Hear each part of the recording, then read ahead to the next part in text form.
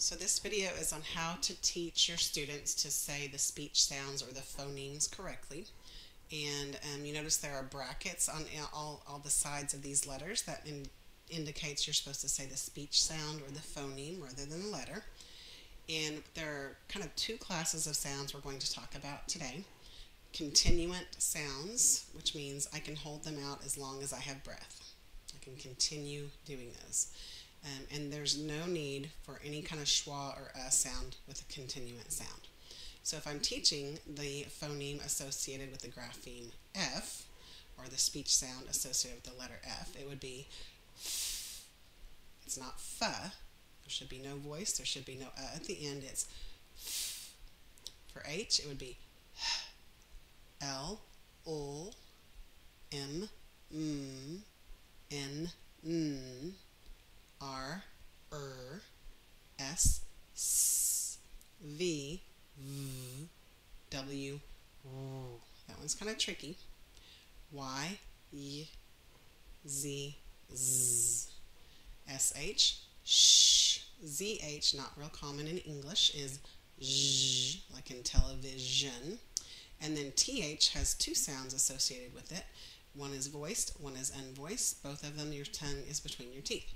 So you would teach that as th and th. And then all of your vowel sounds are continuant sounds as well.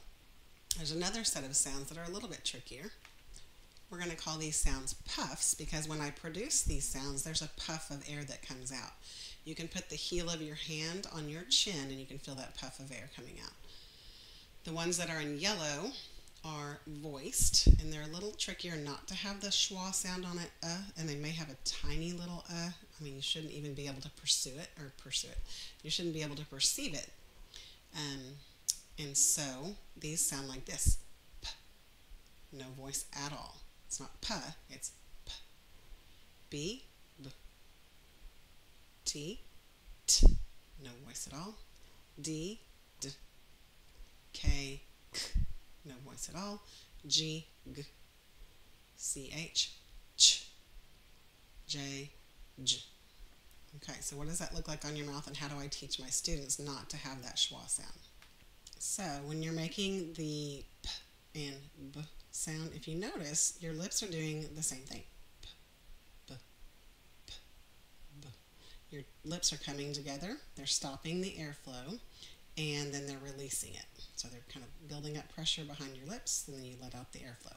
Pretty much the only difference is that p is unvoiced and b is voiced. Now again, when I'm teaching b, I don't want to do b. B. Look how small my lip movements are. B, b. Just barely opening. T and D are also made the same way as far as my tongue and is going behind my top teeth. Looks like this. T, d, t, d. So I have to be careful on t. There is no voice. It's not t, it's t. D is not d, it's d, d. Just to barely let my tongue let that air out. K and G are made with a puff of air at the back of your mouth. See if I can show you. Looks like this. K, g, k, g. Again, it's not k, there's no voice on the k sound, and it's not g, it's just a tiny movement of my tongue. G, g, g. The final puff is associated with the letters C, H, and J, and again, made virtually the same way, except your voice is on for one and off for the other. So, ch, ch, no voice at all, not ch, but ch. And then the J sound is a tiny movement of my tongue. J, j. So why is this important?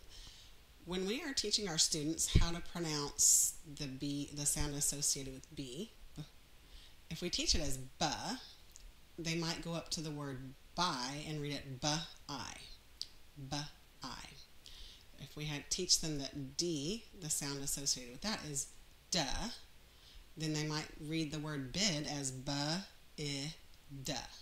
And 80% of your kids are going to get it no matter how you teach it. They'll be fine. The 20% that really struggle with these things are the ones that we're hopefully teaching to, because it will benefit the 80% as well. And so there, the 20% very well may read the word bid as bida, bida, because they were taught b will be read ba instead of b will be read b, and d will be read da instead of d will be read d. So it's important, and we also want to sound like we know what we're doing as educators. So hopefully that helps.